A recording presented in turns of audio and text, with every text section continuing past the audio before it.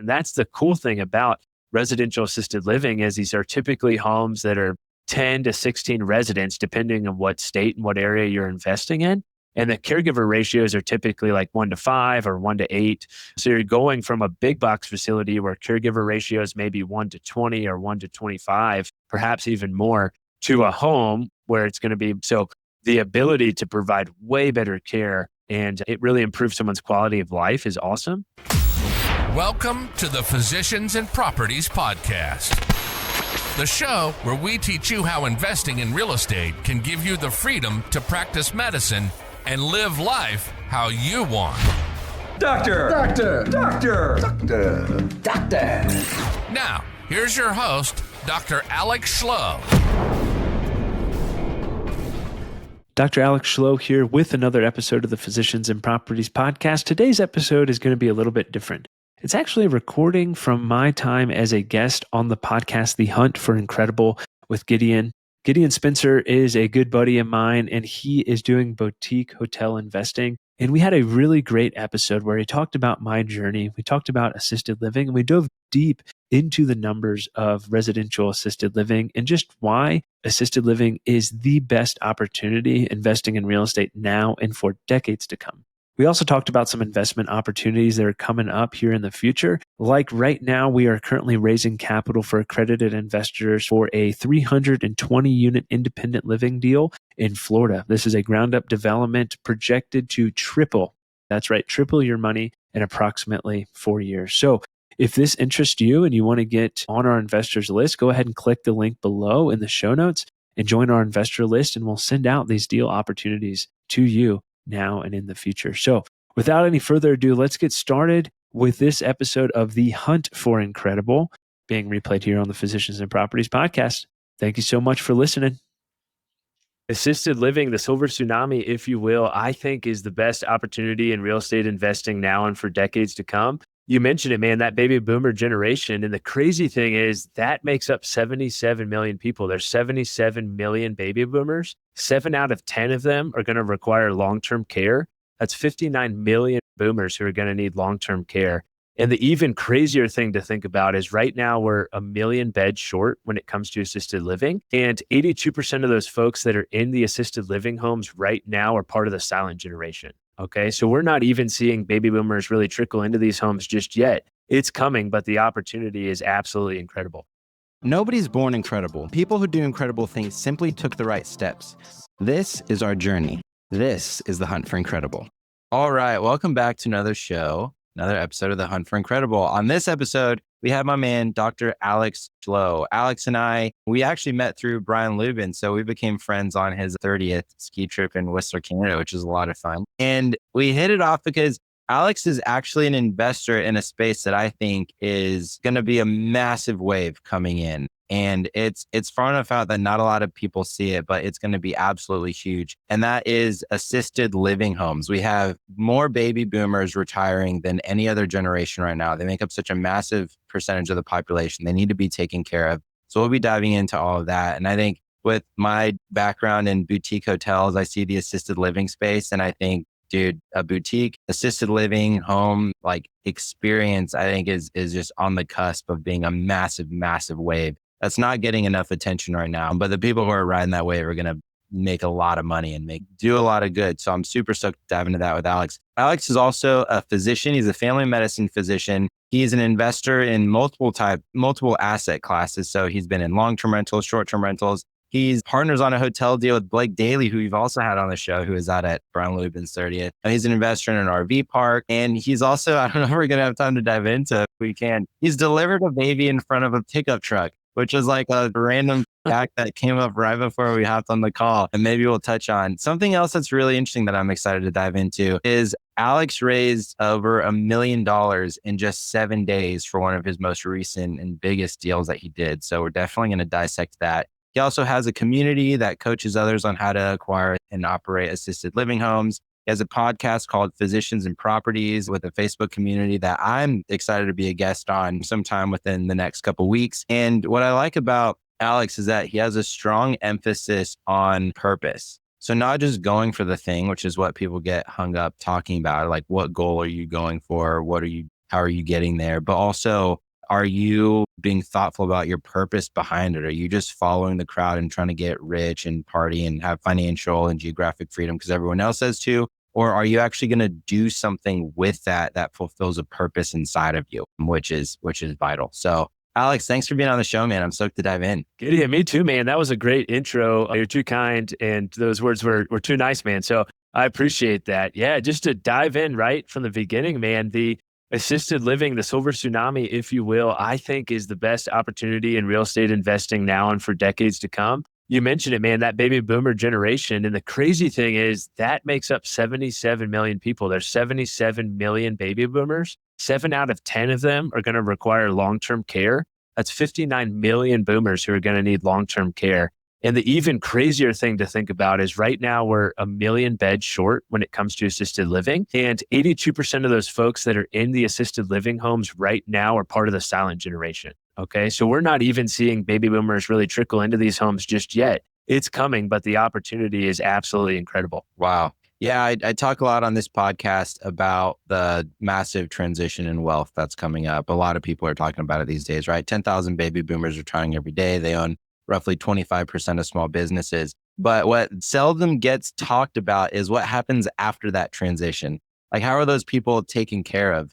So with that, let's dive right in. So tell us about this assisted living deal that you just raised $1 million over 7 days for. Thanks, man. Yeah. So this was an independent living deal. So if you're looking at the continuum of assisted living, you typically have like independent living, which is 55 plus. They can still do their activities of daily living.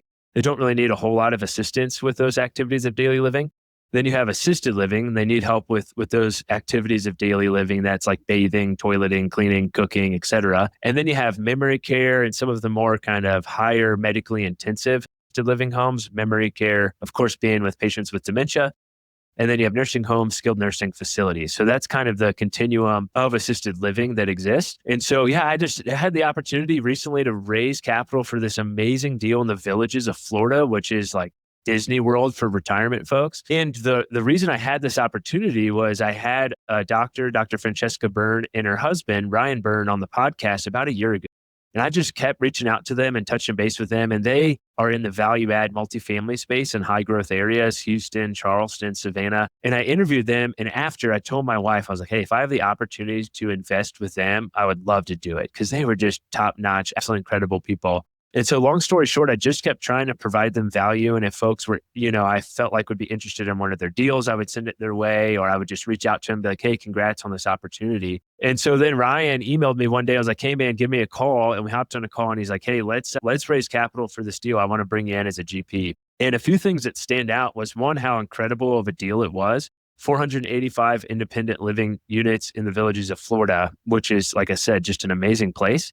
And it was actually approved for 600. And Greystone, who's going to be the property manager of that independent living facility, they were like, hey, you could build all 600 right now and we'd be able to fill it up. Like that's how much demand there is. And so really cool deal. Ryan was like, hey man, we need to raise $2 million. We'll just both kind of get after it. And out of the 2 million, we'll just split, the acquisition fee and the distributions and so forth based off that, which was awesome. I was terrified initially because I'd never raised more than $650,000 and the minimum investment was $250,000. And I was like, man, like that's crazy. That's a huge minimum investment. Everything else I've done has been $50,000 to $25,000. It was kind of this big, hurdle to get over. Ryan was like, trust me, man, it's going to be easy. Like you're going to see that the minimum investment of $250,000 is easier than $25,000 minimum investment. And he was right, man. Through Physicians and Properties, the podcast I host and the community that I've built, we were able to raise over $1 million in 7 days. And that was through sending a couple emails and hosting a really awesome webinar and then sharing the investment materials that we created. And we ended up oversubscribing like significantly. So we had to have a wait list. And so it was an amazing opportunity. And it was definitely, a mindset shift for me that like really, if you have an incredible deal, you're partnered with incredible people, like you can raise any amount of capital. So don't limit yourself on what that may be. What type of access do you have to people to have a minimum 200? Yeah, it's pretty wild. So a lot of these investors are physicians. And so they have higher incomes. And the cool thing is there's some good tax benefits in this deal. And so they're really interested from that perspective. The other thing that's helpful for assisted living, independent living, raising capital for that asset class is healthcare workers, specifically physicians, but also nurses or, nurse practitioners, physicians, assistants. Like we understand the situation that we're in from a healthcare perspective for seniors. We also understand that the big box facilities, like those huge buildings that you go into and smell like urine and caregivers are taking care of 20 residents. We also realize that that's not the best way to take care of folks. And so healthcare workers are really in tune with that and really interested in investing in that because we see the huge need that is there from an assisted living and independent living perspective. Dude, I need to connect you with my friend Riley Brennan. So I had him on the show last week, and he worked with medical professionals that were investing in real estate in Ohio, where the Mayo Clinic is. And he was saying that they raised like a $200 million fund from physicians that were at that hospital and started buying up multifamily all over the place.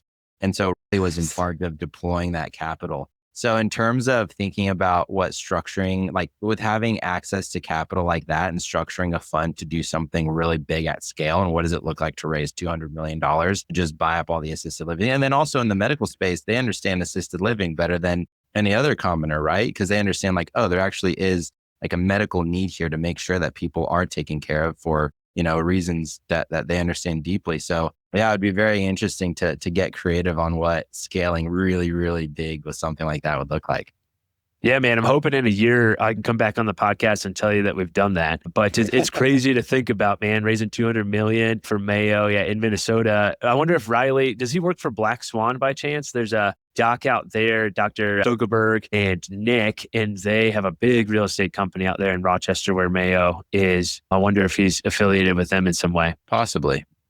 Yeah. Yeah. I don't recall those names, but possibly. Yeah. We'll definitely get you connected. That'd be fun. Yeah. It'd be awesome, man. 200 million is just a number, bro. It's just a number. Yep.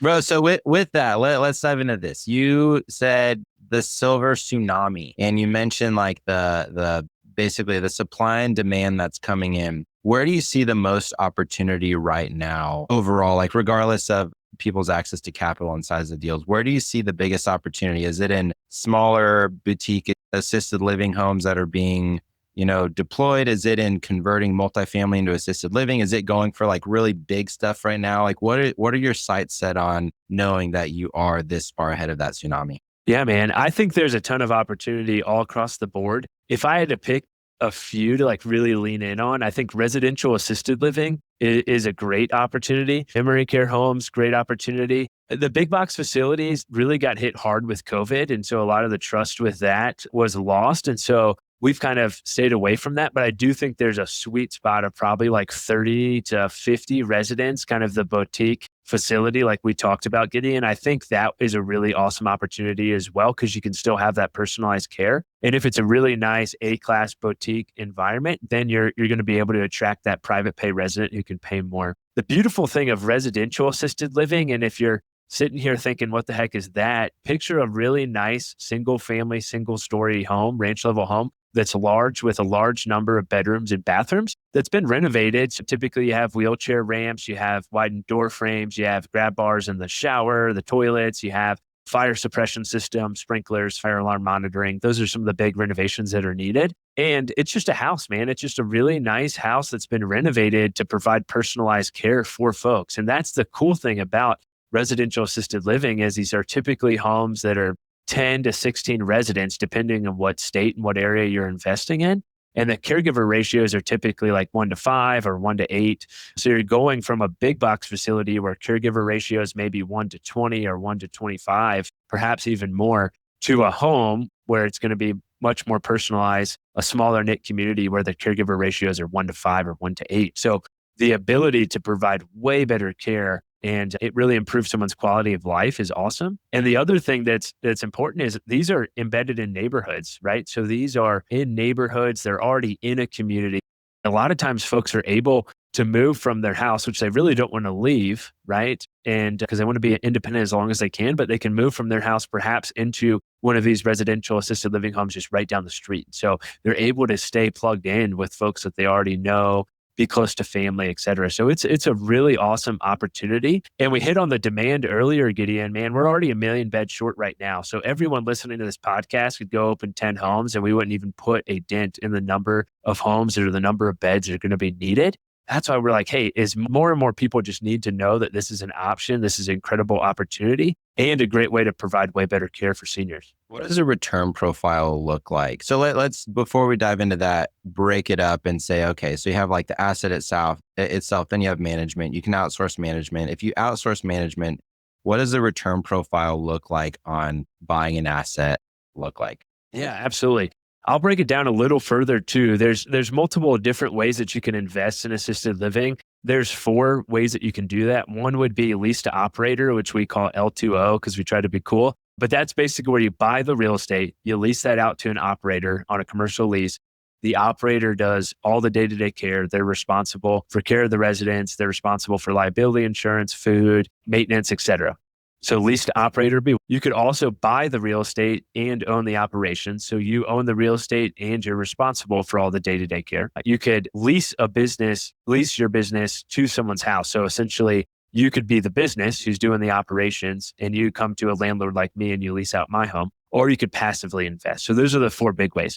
I think it's helpful to distinguish that because that's going to determine what the returns look like. But for example, Lease-to-Operator, so you're buying the real estate, you're leasing that out to an operator. That is the more passive approach. Cashflow is going to be a little bit less, but it's more passive. We have 5 of those in Arizona. They're on commercial leases, 3 to 5 years with a 3% annual increase. And each one of those homes cash flows in between $3,000 and $5,000 per month, pretty passively. The linchpin is you have to have a really good operator, right? So if you don't have a good operator and they break the lease, like that's the biggest risk. So you really would need to vet an operator very well, understand where their heart is, make sure they're not in it just to try and make some money. And then if you partner with them, you can grow pretty significantly. That home, for example, our memory care home that we have, that cash flow is about $4,000 per month and we're paying investors 10%. We raised $200,000 for that. And that's passive. Like we don't do anything other than collect the money. So that's an option. If you own the real estate, own the operations, of course, that's going to take a lot more work, right? You're involved in the day-to-day care. You're involved in the day-to-day ops. And we always say you should budget to hire a manager who's going to run those operations for you. If you have a manager in place and you have a full house and you're attracting private pay, we have friends that are, in some homes that we own that are cash flowing $10,000 to $15,000 to $20,000 per month on one home. So it's the only opportunity that I know of in real estate where you can have a single family home and you can reach financial freedom from one home. Perhaps you could do that on a really nice short-term rental, but then you're dealing with like all the headaches of short-term rental management. And of course the dishwasher breaks and the oven breaks on Thanksgiving. And so of course you're dealing with a different set of headaches, but you just got to choose your heart, right? And the cool thing about this is assisted living, you're also providing such a fulfilling need and really getting that purpose out of the investment. So there's a wide spectrum there, but the returns are great. The cost to the resident is typically about $54,000 per year for a residential assisted living for them to go be a resident there. If you're looking at some of these big box facilities, it'd be closer to about $70,000. So it's still a cheaper option for better care and a better community. And then if you're looking at like, hey, maybe I'll just stay home and I'll have a one-on-one nurse or a caregiver who's there 24/7, you're looking at about $78,000. Residential assisted living is still a cheaper option for better care. Gotcha. And so you mentioned the risk of the operator defaulting.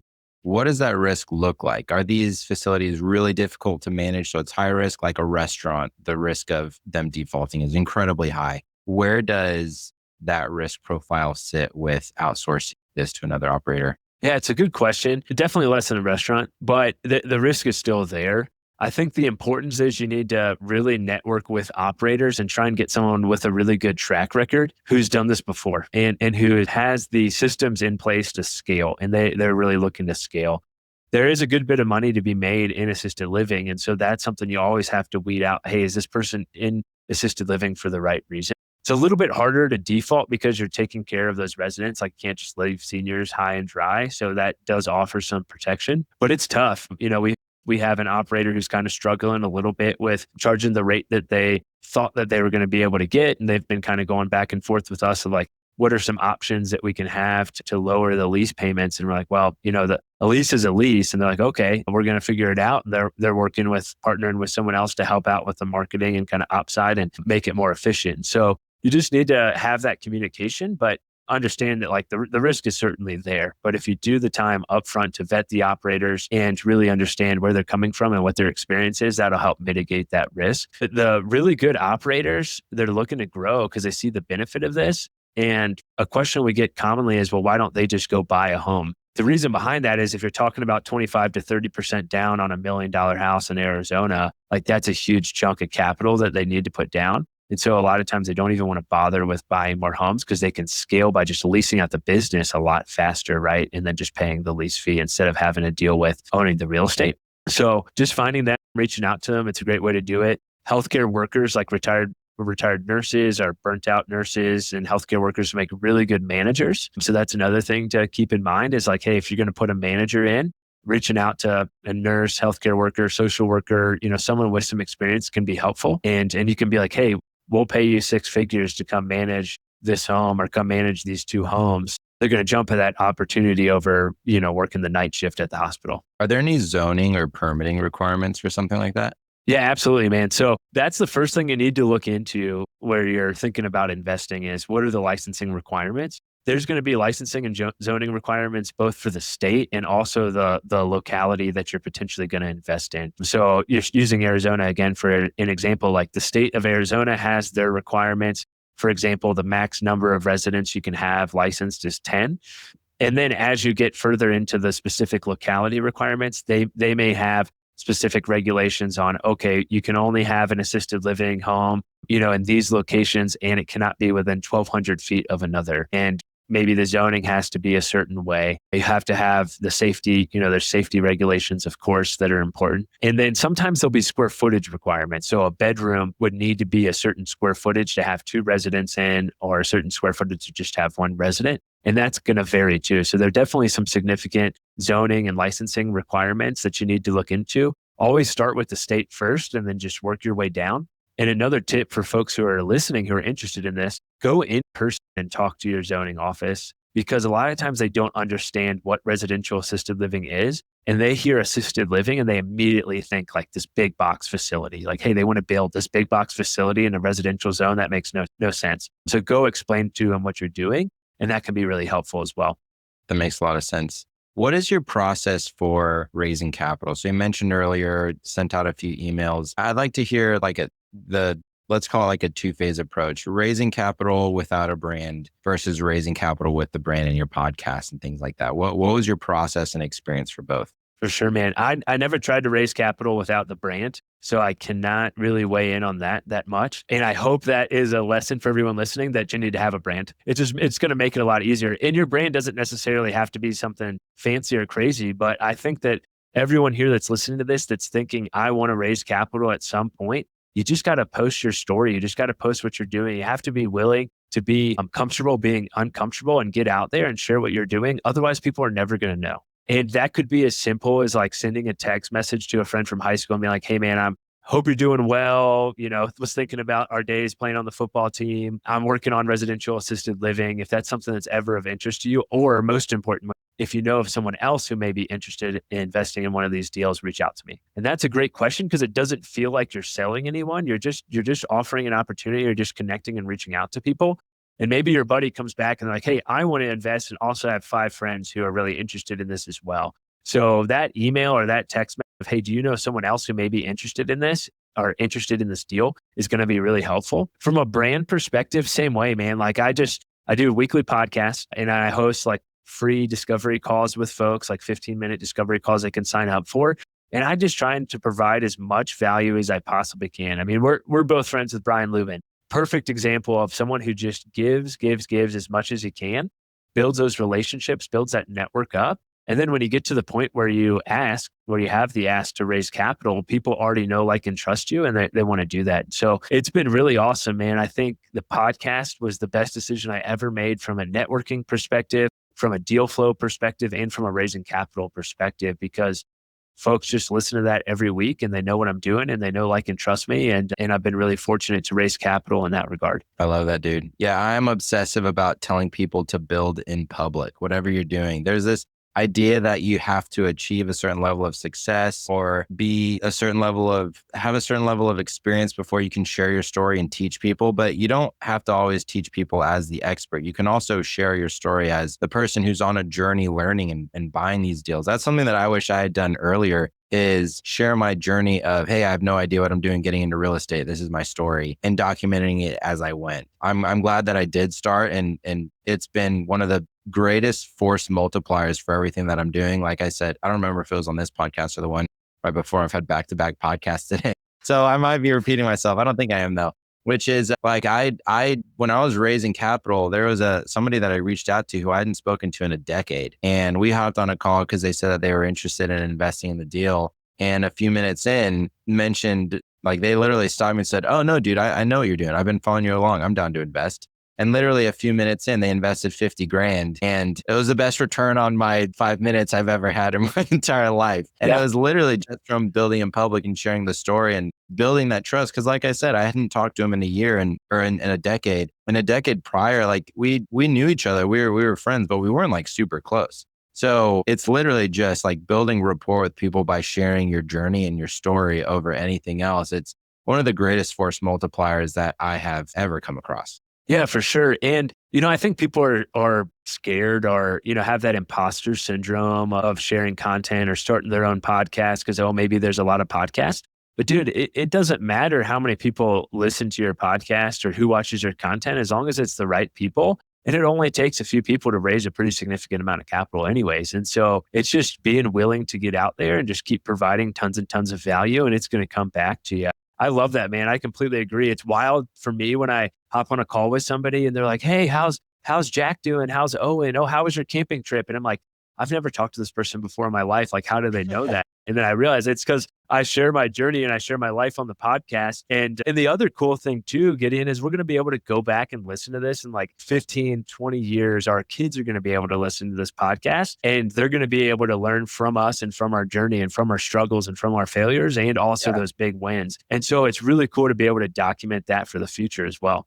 Yeah, 100%, man. So you have a community. Let's break down a bit what diving into and scaling that community and how you deliver value there looks like. So what did that kick off and launch into, I guess, growing it look like? Yeah, so we have a community called the Row Room Assisted Living Mastermind. And that really started because we were looking for more and more operators for lease-to-operator homes.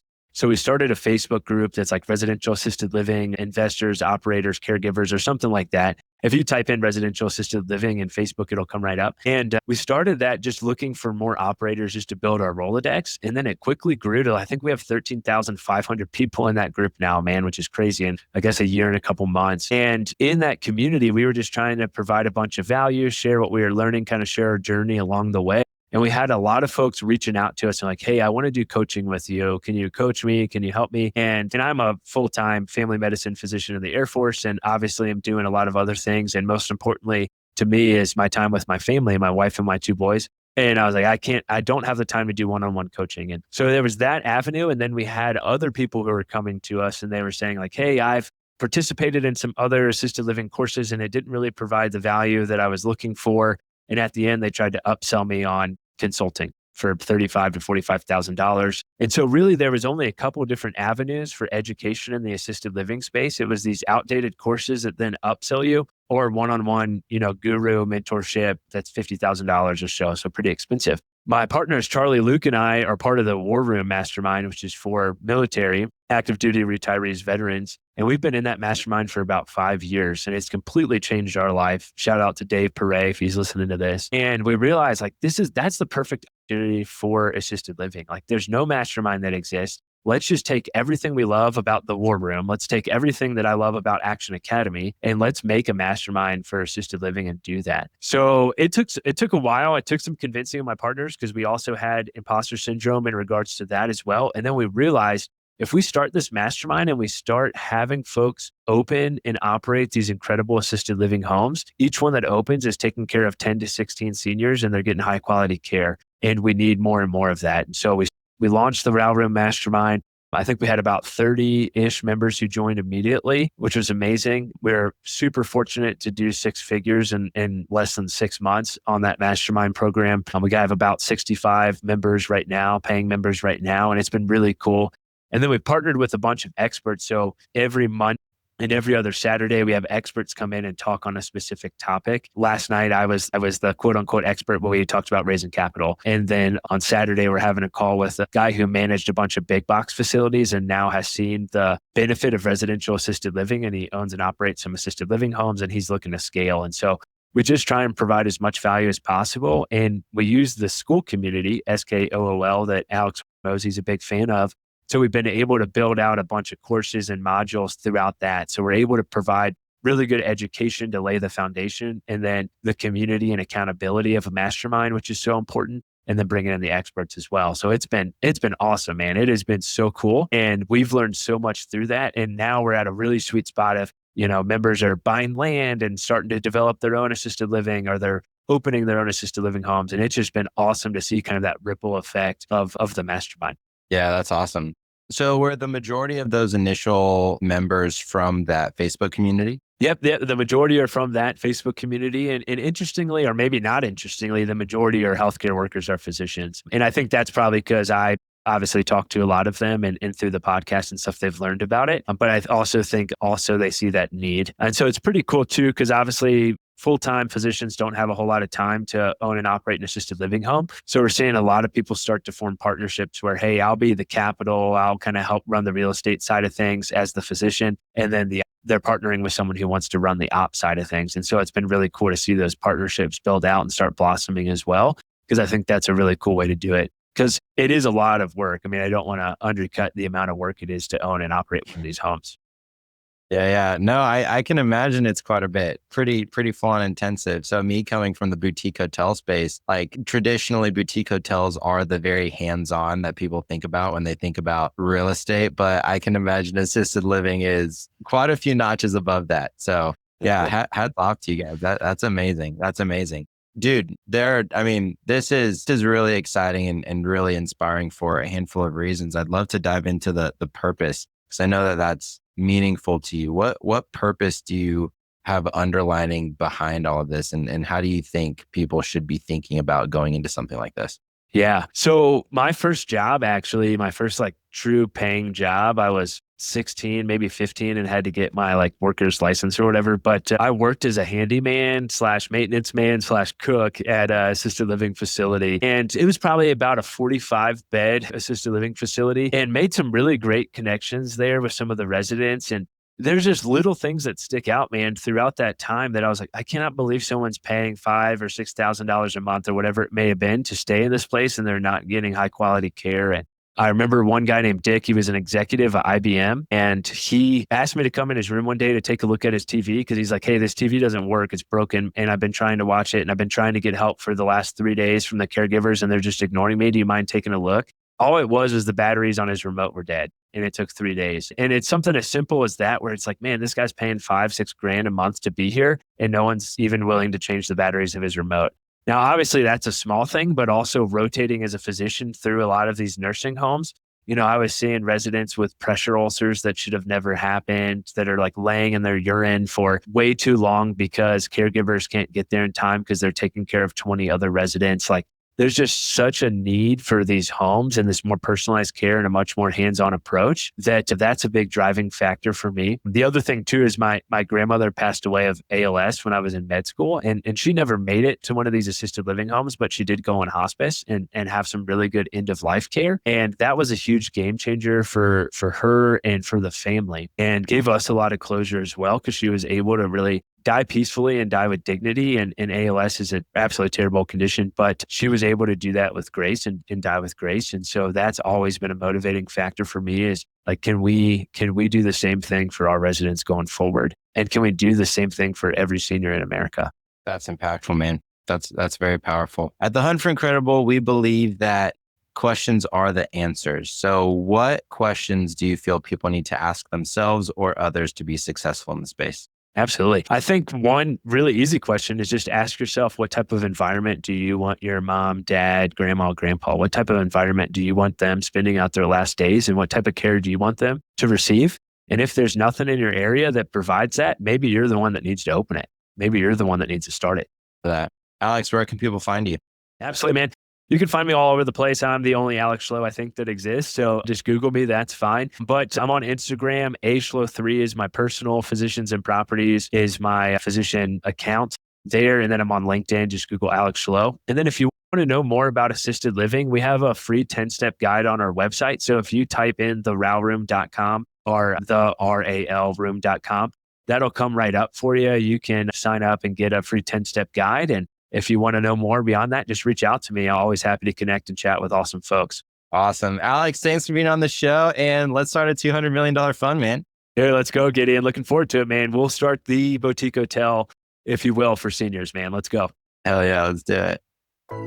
Hey, real quick, if you're still listening to this, I'm assuming you got value from it. So I need your help specifically. My 2-year vision with this podcast is to help 100,000 physicians learn how investing in real estate can give you the freedom to practice medicine and live life how you want. There are 2 main ways that a podcast grows. One is through ratings and reviews, and the other is word of mouth. If you can please leave me a 5-star rating and review on Apple Podcasts and Spotify, as well as send this to 1 to 2 friends that you think would get value from it, we can reach the physicians that we want to reach. Thanks in advance, and talk to you on the next episode. Please note that the information shared on this podcast is for informational purposes only and should not be considered financial or medical advice. The views expressed on this podcast are those of the host and the guest and do not necessarily reflect the views of the Department of Defense or the United States Air Force.